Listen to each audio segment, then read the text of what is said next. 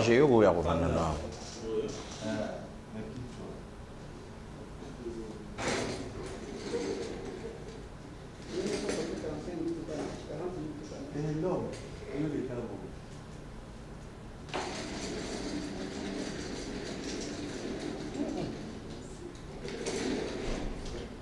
On a Audrey.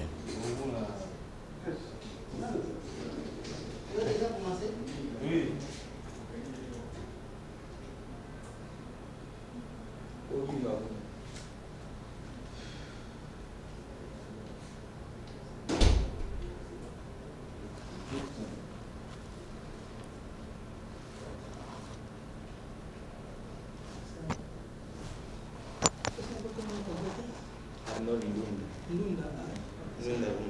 Nana au bande mission.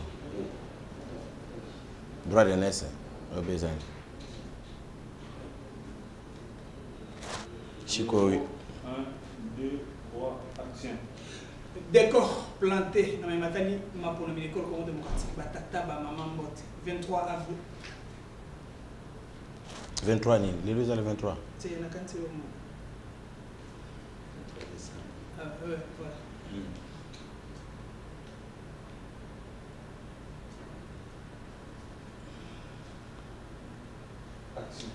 Décor déjà planté l'école Congo démocratique, mais matani ma pour nami.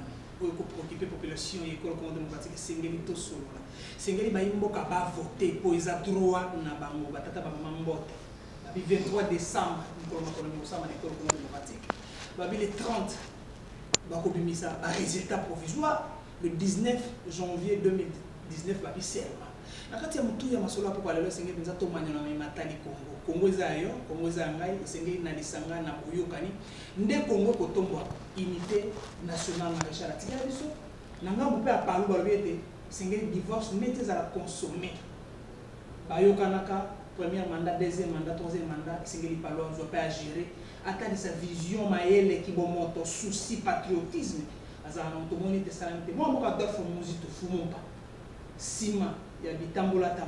Sima, on a une base, on a souci à redynamiser, ma solo à Palou. Il y a un zone qui est les consommer. Quand il y a un solo à Palou, la déclaration qui dans le calendrier électoral. Ne comment dans le bio, Tokotia misolo États-Unis andimi niki ala yaki transition sera kabila sio ko lekaneli bande ko batele miwa na kati ya mutu ya masolo ko palo tokotimula na bozindo topesa ba piste de solution na mobianga mi ya lelo ya pokwa émission to ba émission bonya lelo esali bio na moka arma ndunda ya munda apalo moka bote ba yele mote boy ma mo ko nya kwa Madame Mboka Rodrigue, les autres de la Nathalie politique. Merci Nabi de votre confiance, fidélité. Mboka Bango, Bango Salam Sala et Kondi Mama. Toi, moi, Mboka Célestin Goma, coordonnateur national de la jeunesse à Palou. Moi, Mboka Mbote, Mbote Ndeko Rodrigue, Mbote Ndeko Arnold. Impressionnant, les Bosso Tongo Nanga, avec ce calendrier électoral, parce qu'il y a un pour occuper la population de ce pays. Merci na opportunité oyo bopesingai une fois encore na plateau Nabino pour répondre na actualité ma question d'actualité. Impression ngai tant na yoki déjà ba annoncé que calendrier Kobima ezaki dimanche je crois au dimanche dernier tant ba annoncé qui a impression ngai ezalaki que solo tozo kende penza na ko kokisa oyo Palou alobaki ke toko kende dialogue pour na ko silisa Mabaku Nanzela ya Maponami. Les obstacles sur les chemins des élections. Et que obstacle wana si nango ya liboso ya kobanda komona ke obstacle eza ya kosila ezala ki ya koyeba ke calendrier ebimi. Pourtant calendrier kobima nde mutu zo permettre biso to yeba déjà que awa donc élection et ebani déjà que na date oyo tokokende na élection et que kobongama pona élection ezala déjà bien assuré na ba partie prenante nyonso tout ezokende pour que maponomi wana ezala et salema na ndenge ba congolais balingeli yango. Donc impression nanga ezaki malamu parce que date wana ba congolais nyonso tangu ba kendaki dialogue ya cité ya Deloya tangu ba yokaki 5 objectif majeur ezalaki kozwa calendrier wana pona komona ke maponomi ekomi possible. Ngai lokola Palou, ngai lokola démocrate na mona que risque oyo to ezwaki biso na période nyonso to ya rallonge oyo ya kokende ko plonger biso na dictature to na eloko moko ezangi kombo ekosila déjà donc pona to koka kozonga na ordre constitutionnel. Est-ce que vous avez est-ce que calendrier est réaliste pendant solo ma pour en 2018 nanga pesi déjà plus de 13 contraintes moi mboka. Ndeko Nyembo na kolobano eloko moko. Eloko eza très important na calendrier. Ezali te ko contester yango. Ezali te du coup ebimi boyo ondimi yango. Eloko eza très important na calendrier ezali respect na yango. Caractère oyo zobenga réalisme ya calendrier ezali nde biso batuto kopesa yango. Caractère wana eza ba composante wana ba partie prenante nyonso tout na processus wana. Parce que problème na yebi place ezali ba contrainte. Ozobanga ba contrainte wana o ezebele mais ba contrainte yango etali nani? Contrainte wana etali kaka senite, contrainte wana etali gouvernement. Yenda kopesa misolo. Est-ce que biso tozana gouvernement ou pas? Est-ce que le gouvernement a dit que l'élection peut être droit? Tout le gouvernement a une obligation de faire seni makoki misolo pour organiser pour tenir l'élection. Parce qu'il ne faut pas que tout gérer tout les élections chaque fois. De deux, société civile. Est-ce que vous que y a une partie prenante dans l'élection que il faut aller la sensibilisation, il y a une couche de la population. Et sécurité, aux nuits. Sur le plan logistique, Nations Unies, MONUSCO, tout ça n'est pas. Est-ce que vous savez qu'il faut appuyer la logistique? La partie politique, sensibilisation, il y a population mobimba pour s'approprier le processus. Est-ce que vous savez que ça va partie fait ça et que sécurité peut être à la union réalisme yangoana réalisme ezali ensemble yangoana nyonso en plus nazana katia ko répondre réponse na yo ba congolais ba yoka s'il te plaît de Konyembo résolution des Nations Unies 2348 et le baki que communauté internationale il faut appuyer République démocratique du Congo na financement pour na maponomionese à la possible. Alors ngai sikoyo en tant que démocrate ngai siko en tant que de gauche ngai siko moi na palu oyo ayebi que Congo botamaki démocratique avant 1960 donc to kendaki des élections na ko sepela na yango te pona. Mais moi to ozo ka bande ko ndeko mende lo basali ko ndeko salobi iyo gouvernement ko chamiso. Na minita mokendo ko bitakura lobi ba élection zo envisager on va 2025 ko basala nzela. Bataille sociale, élection est priorité, et la priorité est na Congo. Est-ce que nous ne pouvons pas nous bangate moi Zonga siko na bangomi bale na mende na bitakwir na azana compétence ya ko communiquer pour na gouvernement. Mende za porte-parole ya gouvernement. Yende mutu alobi au gouvernement a exprimé na malobane volonté ya gouvernement mobimba. Donc moi je fais plus foi na maloba yande komende ke yande ko wana msusotangi kombo parce que il ne faut pas que Batouba confondre nature et la République démocratique du Congo. Tous les pays démocratiques, comme on a vu ce pays, seule élection, c'est le thermomètre que tous réellement dans la démocratie. Et ceux qui ont déconné, ils ont bazar na bango ko sepela na pouvoir que yé loko la kenda qui cité de l'OIA 5 a commis ministre ndé azomona que eloko ane ko demeurer mais atu na na population ya kenda ko défendre na parlement. Est-ce que ils ont se contenter na onyo sozo le kanamboka que tous alana gouvernement mais tous alana ba problème crise ezo kende c'est crise na crise na na ko ya ko silise la biso yango donc élection et kozala ba contrainte ezali mais plus un peu de fois na confiance na biso moko pona caractère réalisme wana et ko ka s'associer na calendrier oyo ndeko nanga na bande ko nyoso aseni ba publiaki mwana mboka Célestin Ngoma ngai na direct na yo lelo tuna na ngeza bo mwa mboka Célestin Ngoma na yambaka yo awa mikolebele na mami matali calendrier yo olobaki awa tolobi tozo zela se calendrier bi menga mutuna liboso elingi koloba palu bokomi ndenge moko na mwana logique moko na mwana mboka nango soki oko répondre ngana na question yo moko nanu expliquer na question na yo logique ya ndeko nanga eza nini ya biso ezali nanga azoloba ya mwana palu azolande. Écoutez, biso toza ba républicain. To yebi république ezali nini c'est la chose publique. To yebi pe ba responsabilité oyo moko na moko akozwaka na république. Palou azana kati ya république te mena logique mususu. Ça signifie que to kopé ça to reconnaître mutu tel pouvoir tel mais tangu ya banda koloba biso to banda boya.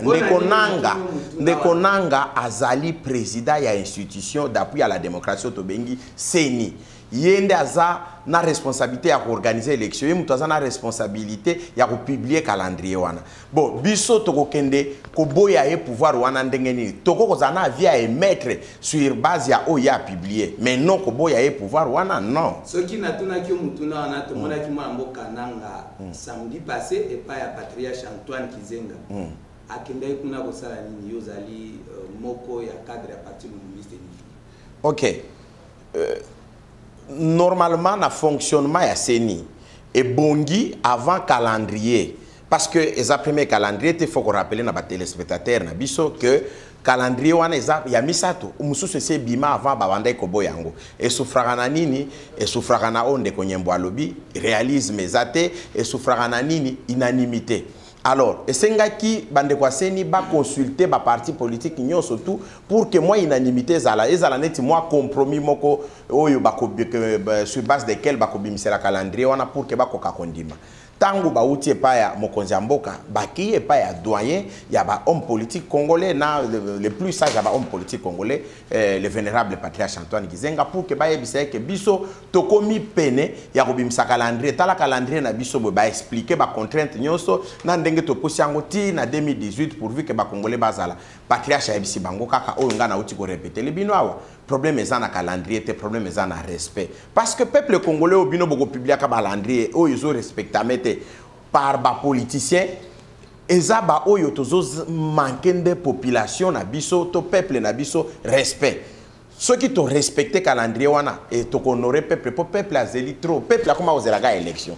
Peuple a dit que batu baza sous te penza pour ba kokosi c'est la bango parce que ba gouvernement to ba institution to za nango en place illégitime et koka aussi c'est la bango crise wana te mais que ceux qui te jouent élection que ba o ba osa ba responsabilité à gérer biso pendant les 5 ans prochains ba koka penza ko s'atteler na ba problème ya peuple en fait que peuple apema quand même parce que to ko za la te boy to zo lo ba homme politique mais to la kana ba créer population sans réponse.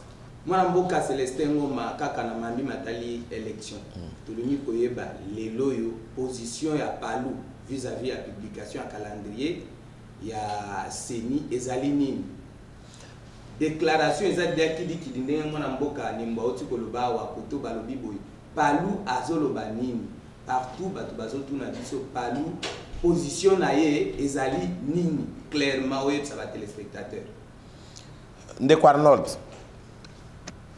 Palou ezali lingomba ya ba perokete. Oyo ezali ke oyo agangi wana mama ya zongisi mama mbala moko Palou e fonctionnera bongo te. Calendrier e bimi. Eza calcul mental te. Nanga za professeur a calcul mental te alobi 1 plus 1 est égal à combien pour ba parti politique banda ozongisa 2 bamsu babo sana balo ba 4 bamsu balo ba 0.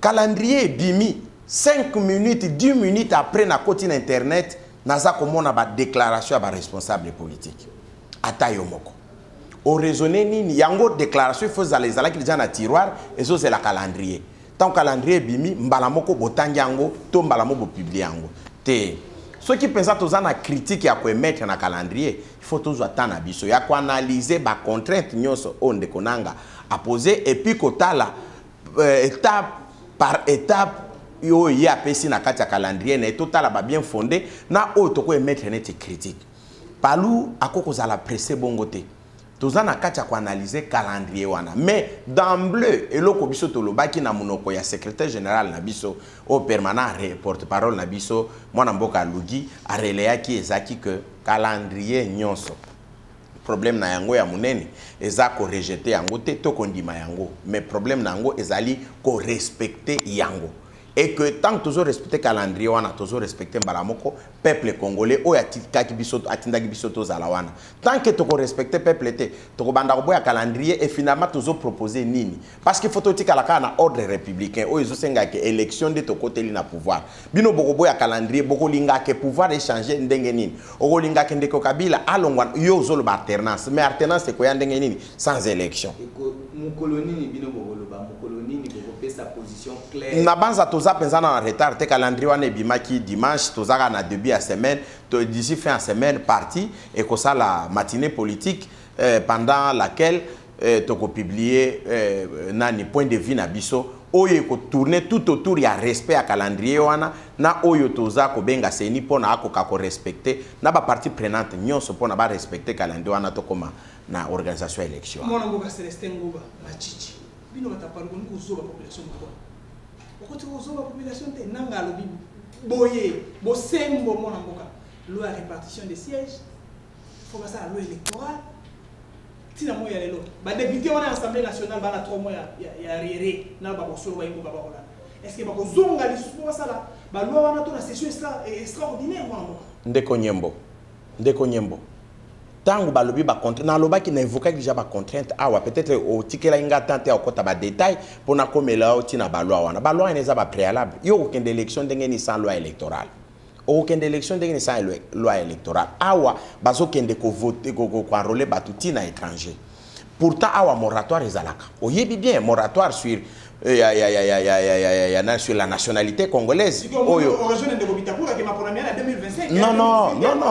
Ils ont prévu dans le calendrier. Ndekonanga pesaki batawana nyonso eza prévu enrôlement ba congolais de l'étranger. Mais assemblée azana obligation. C'est que ndena ibsaki que ba partie prenante eza ebelé pona makoki esalema. Eza kaka senité. Seni apesi biso me mutuna mutu sikoyo partie à responsabilité nae eza na kati ba contrainte wana. Donc assemblée oyo il faut produire biso balo wana ba répartition des sièges balo wana ya loi électorale yango moko mobimba na moratoire oyo bango il faut balongola pona que ba étranger ba koka ko voter te mais ba étranger ka obazana na diaspora te mais ba étranger pe obaza ba tondi na kata ba institution na biso pe bazwa susu par na nini na est-ce que mina ko pe na moto na ena mais baza ndeko mina ko bi loi na loi priorité mais alors il faut ko yebisa yo mtozana micro yo mtozana plateau à télévision il faut yebisa peuple que assemblée nationale ou parlement na biso ezana obligation ya ko produire ba loi wana bien avant pour que biso to ko élection wana attend selon Ndekonanga au candidat ya baloi wana ndenge Ndekonanga pesela ki en période de photos argent baloi oyebisi peuple comme ça peuple mo waye ba que ceux qui parlement na biso et pesi biso baloi wana te bazala ba responsable la situation parce que parfois tozoye ba ko pesa ba responsable ko kabola ba responsabilité te o mona loi wana ezate mais biso tozo mona neti nanga na bande kwa seninde bazaba ngana eko défendre bango awate mais na yende ke mutu na mutu azo responsabilité na par rapport à ba contrainte pour bisognon surtout ko kakozwa maponomi wana ce qui est assemblée nationale oyo ezali représentation à peuple akoko kakozwa les devant na likambo wana te mais peuple ayeba déjà ngai déjà na sina pesa bino point de vue na ngana makambo ya assemblée nationale oyo illégitime est en place donc j'ai peur que bango pe basa non na sina loba ke bilan na bango eza médiocre na sina na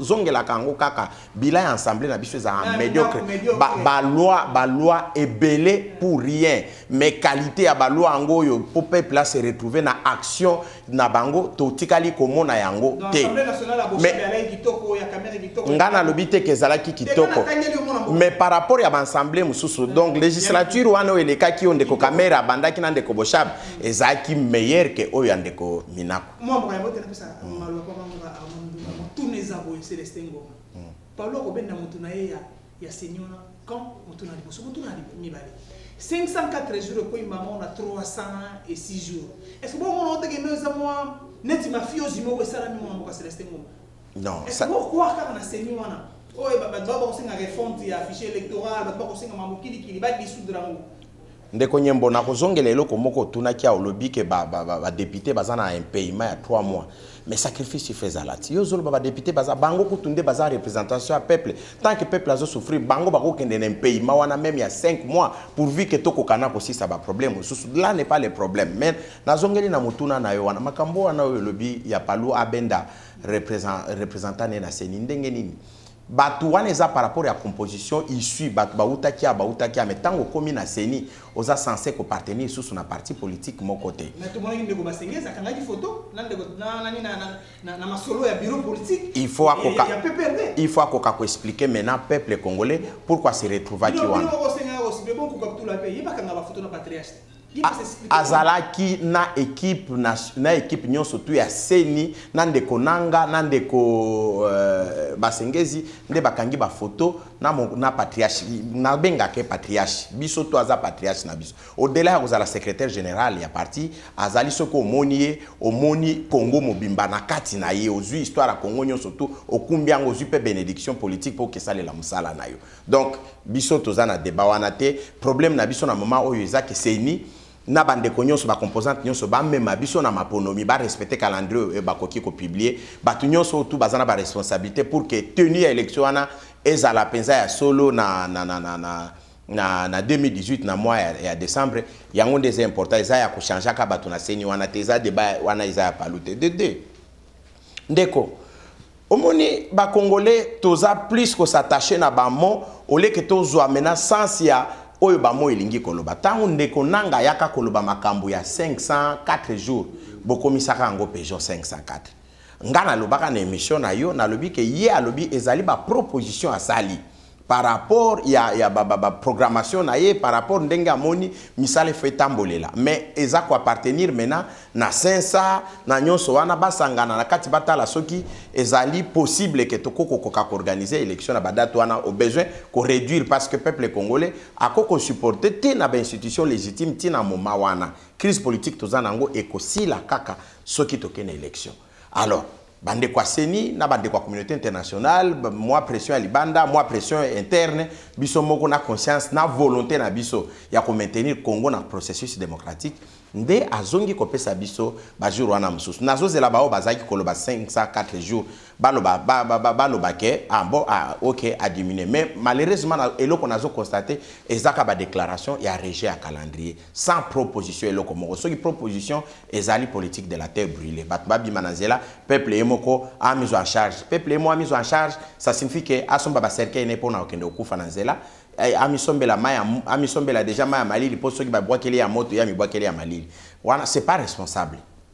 Moi mboka Célestin Ngoma na mambi matali toujours calendrier électoral pour population alingi koyeba soki ya solo mapona mego salema yo outi koloba wa parlement za na charge munene parlement oyo opposition ba député opposition soki balobi bo majorité balobi bo balobi déjà majorité baza déjà na plan na bango yo ozo kondimaka ke parlement oyo azo rejeté ba motion opposition azo rejeté ba proposition opposition akokoka kosala na délai pour que seni a organiser l'élection. Mendeko soki bandeko opposition bako se plaindre que chaque fois bango babimisa keloko majorité rejeta kango moi je trouve que c'est de l'irresponsabilité politique et salemi na danger. Ça signifie que l'opposition a zolo babo. Majorité tellement bazaka kawana kabatika na pouvoir bazo rejeter toujours. Mais bango babimisa makanisa ngwa kitoko lisusu na makambo etali calendrier na makambo etali tenue élection en décembre 2018 c'est tout ce qui est plus important. Bango il faut pas continuer comme ça la musala na bango bako se décourager parce que loi ya majorité ou toi démocratie ezala bongo mais lelo les sous majorité ngo ezala wapi opposition ngo ezala wapi po batutu bazaka na gouvernement batutu pe bazana parlement plus batala oyo bakana bango te batala nde intérêt à peuple maintenant moment oyo ezanini kozana na ba institution issue ya ba élection et ko kakosi cela ba problème oyo yazanango bango batala te bazaka pourquoi ko créer adversité pour na mboka moko. Opposition est comme adversité te que okende ko s'opposer na nyonso to bimisa maele te to batu ya majorité bango mo ba kende kaka parce que ba moni ke nyonso ko suka na vote to bimisa makanisi moko mabe non to sakana na peuple oyo tozo sakana ne tozo lobelo ko chaque fois tozo loba tozo ko ka osale langote mokolo akotomboka to ko ka kotelema te. Moi mboka Antoine Kizenga lobi ete calendrier nango bimisi ezali suka eza susu te lobby au changer sous date mususu côté nanga lobby azana plus de 13 contraintes ce que 13 contraintes so ki lelo yo eke nanga organiser ba élection te kuna mwana mboka Antoine Kizenga lobby nanga calendrier ezala ya suka de soit position a palu ekozala nini to komi décembre 2019 élection salamité mais mwana mboka Antoine Kizenga 2018 élection salamité mwana mboka Antoine Kizenga epsi nanga ke papa calendrier komi ya suka oko publier position a palu ekozala nini. Oui mais soki ndeko nanga en tant que institution attitrée pour l'organisation et l'élection a publié date et que ba contrainte nyonso wana tout oya sali eza réunir donc batuna mutuna mutu atosi par ya responsabilité les communautés internationales ensemble société civile ba parti politique gouvernement biso tout mutuna mutu a sali effort pour que para batache naye ezala réaliser et que bandeko nanga ba afficher mauvaise volonté nyonso na une équipe naye ya okoka ko organiser to ko pesa ba congolais élection te na 2018 mais lo comme ça c'est ça te ko longola bango wana faut ko longola bango parce que ko za l'équipe moko omona na keza nango incapable eza la kisi incapacité à organiser l'élection baza wana mission na bango ezosuka mukolo ya tenue élection ba organiser élection malamu wana mission na bango e réussir mais ceux qui bakoki yango te eza kolongola bango c'est ça c'est la moi mboka Rodrigue Micro na lingi kolobaki yoza optimiste que ba 13 contraintes wana soki 14 soki 20 nani seni a proposé et que avant décembre 2018 et vous avez réponse venant soit yano malamu pour la population. Non, ba contrainte wana pour nanga eza planète oyote que eza impossible à revisiter ango. Eza facile que ba toko kako ko remplir ba contrainte wana nyonso tout mais tout se fait par un certain volontarisme politique. Il faut mutuna mutu toye bananu na mutu na biso que élection il faut ça les pour que Congo ko demeurer démocratique. Et que passation à pouvoir na Congo et que ça les makaka par les élections aussi que pour l'institution tous en ango nyonso tout essayer de dépasser mandat oyo que constituant originaire to peuple appelle ça qui est mais to continuer wapi yo za na pouvoir au-delà de 5 ans aux na pouvoir aux réclamer pe salaire que député ba fouti oté ata yo moko bongo peuple oyo ça déjà presque impayé o azana na sous-paiement banda za la peuple o azana souffrance oyo amona azumi sentir que net aza patride net il était zaté ya o réclamer pas nani élection eza na mutu na biso ba politique congolais il faut totia obligation ya kokoka ko organiser yango parce que eza obligation ya kokoka ko rendre peuple pouvoir na epo yemoko apesa ngo na bato o ya sengeli on est où là de que les airs tambo comment on est à voter comment est na sango comment kimbambo akimpavita ne Congo ma kotali sa ko beta masolo avec alternance crédible et civilisée il faut ba proposition à malamu quitter à malonga mais bon on peut ndeko kabila eti bakabwa ndeko muzito ozi bandai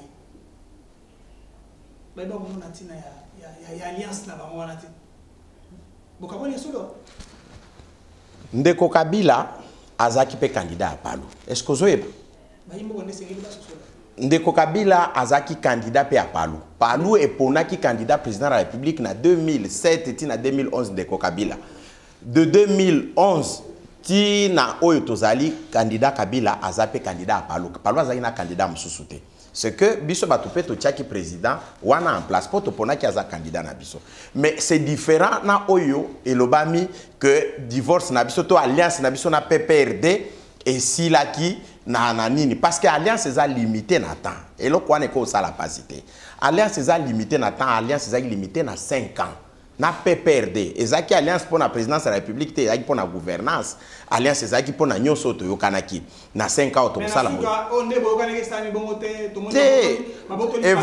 wana évaluation non de 2011 à 2015 ou 2016 Palo azaki na primature na eko tande détail ya alliance te mais na moment où évaluation alliance ko sale matoya na détail wana mais awana zolo ba de façon globale que na ebisio que candidat Kabila comme président de la République azaki pe candidat Palu epona qui est candidat mais alliance na biso na PPRD comme parti et agi na temps nango limité il fallait souka na 2016 et qu'à partir de 2016 alliance wana normalement eza souté caducité nango et la qui sami parce que ezaki limité na temps et qu'à partir de 2016 jusqu'à ce jour, biso donc les deux partis toko continuer ko cogiter d'abord ko procéder na évaluation alliance wana ba point faible nango ezalaki nini est-ce que toto saki oyo biso to signaki neti ba résolution to obligation par rapport à contrat wana politique mais un peu signalamatique oyo batuna batu bazana devoir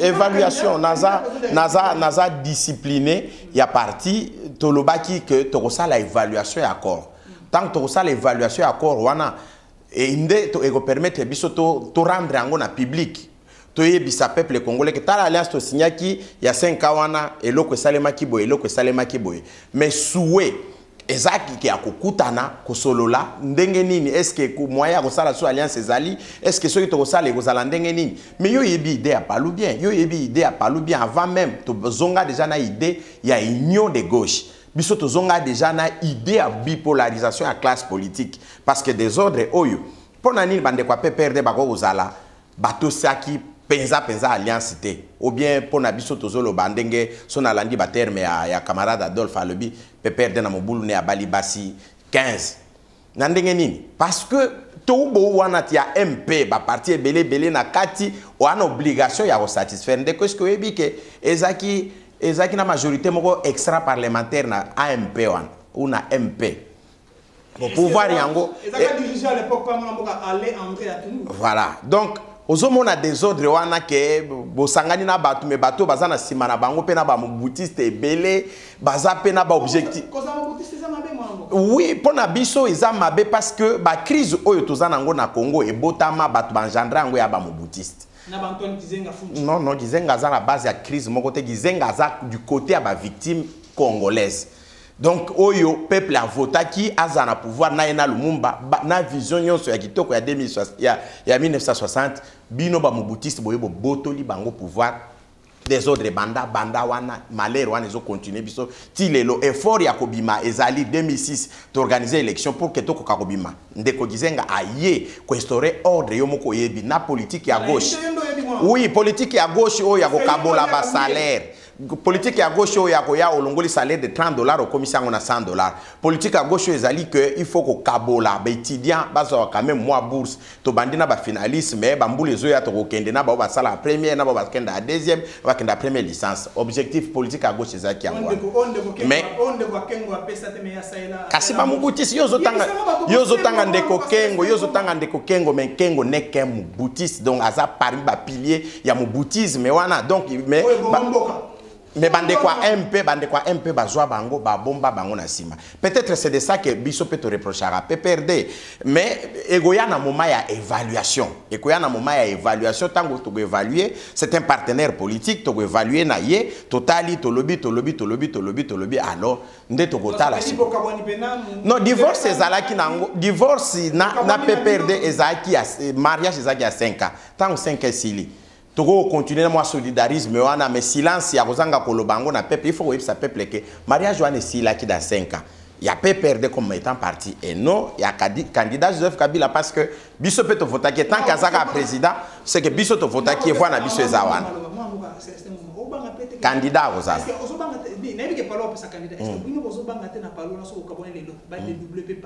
Parlo peu comme le roi Inadef, Inafrique. Bah jusqu'au bien tête à Kounane. Moi mon Willy Makiashi, bah dédoubler Kouna. Non mais eza problème te. Eza babiloko batanta déjà balebele. Mais eza babiloko msusu batanta kana yango te. Yo parti belé salema wana na ba texte palu, ba ba zui statut a palu ba ke ba komi butu mais bazoko kakozwa yango te. Basi ba dédoublate. Basi ata ba bimisa ba kombo moko boye est-ce que Simba politique à dédoublement wana ezaka distraction, ezaka théâtre. Ba dédoubler ki ba parti belé na moment oyo. Solution ni tozui na yango.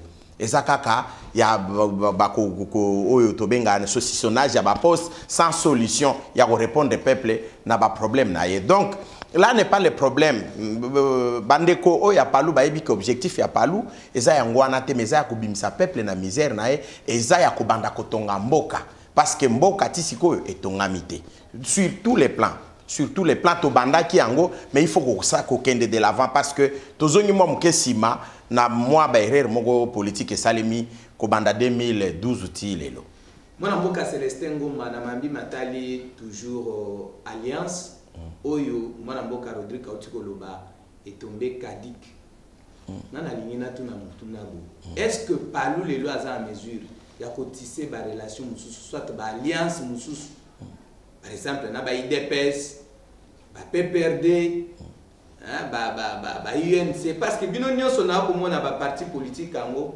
bozaka ka idéologie moko ba socio-démocrate côté mususu est-ce que possibilité wana ezali na palu a tissé sous ba relation na ba parti mususu. Bien sûr, possibilité wana ezali et pesameli na ba congolais nyonso tout. Et pesameli na biso et ngonga na yango yango ebandi kokoka. Na moment toyebi ke calendrier ezali parce que histoire moko ezali. Mutu nyonso ayebi yango même ceux qui balobela kango te. Et puis nazoloba na ba jeune plus ba comprendre yango que histoire politique congolaise. Et ça là que parti mon côté a ko gagner élection et moko surtout pour la présidentielle. Oko gagner te. Ce que aucun des partis ont gagné, président Bimi a 15% à la voix. Mais sur le plan légal, Bimi a gagné, il y a des présidents. Mais il faut gérer combien de Congolais au baso se reconnaître na yote. Il faut consolider la majorité, n'a pas parti et belé. Après, le président a gagné, Bozu quand même soutenir l'élection et béba na révision de la constitution et comme à tour moko. Au monde que majorité pensa au Bimi, to Bimi, boye, muto a gagné, mais et belé abatou, on se retrouve dans le parti et gagner quitté. Et ça malamté. Donc, il faut toujours que ça la balance, mais c'est possible. Surtout le parti au Tanguy Combo, ceux qui dépassent, et ça parti de gauche, donc les sociaux-démocrates. Quoi de mal il y a ça la bangote? Le parti au Tanguy, UNC, PPRD, autres à la Canaille déjà un partenaire politique, lien, et ça déjà parce que tu gères. Pourquoi pas?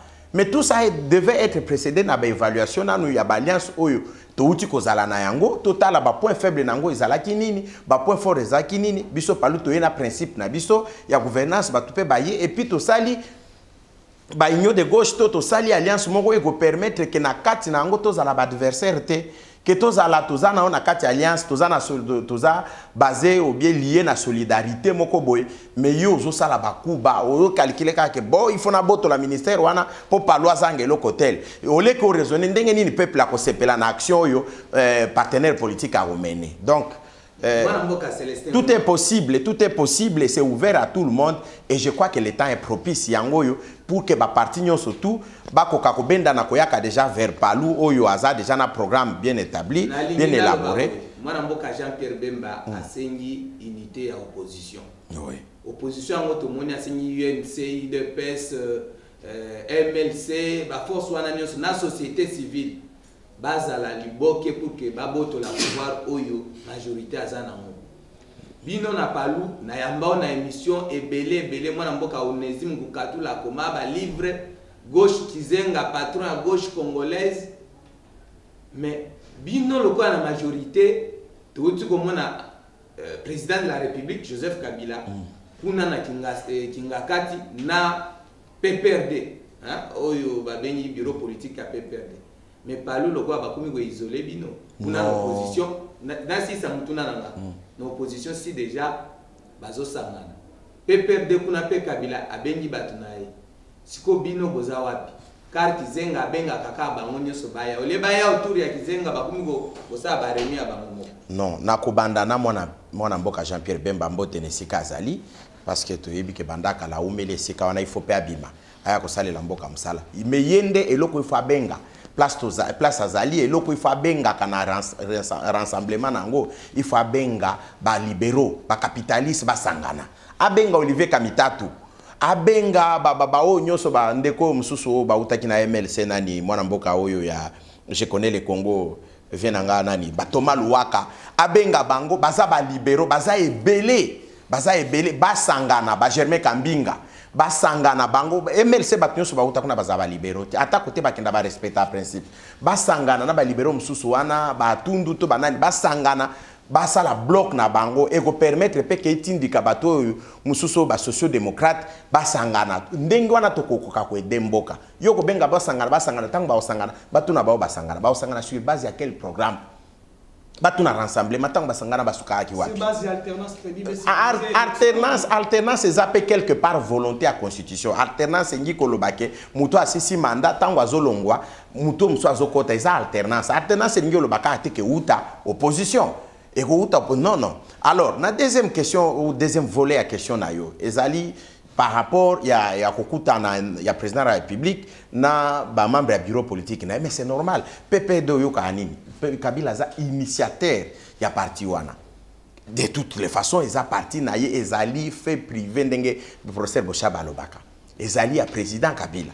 Donc, à Sangisi, parti na ye, il faut rendre bango calendrier bimaki, il faut quand même développer ma stratégie. Cela n'empêche que après yango akoka komona ba partenaire ou bien vendre na bato AFDC Solana bango to amona bato msusu bon ozozela biso pe to sala kangote après permanence na biso ekutani après bureau politique au salema autour à patriarche tozu ba stratégie là il y a pas de souci palu bato bakoya biso to stopesi déjà ba position tozozela ba partenaire baya to solola totala ndenge nini bako ko sunga candidat bako koya ko accompagner palu pour na kozwa pouvoir et puis na ko mettre en place programme wana donc bakoya basé belé bako appelle que la lancer moment venu mais tous on a moment il y a évaluation il y a alliance ezalaki donc ne t'en fais pas côté kuna donc za kutu na société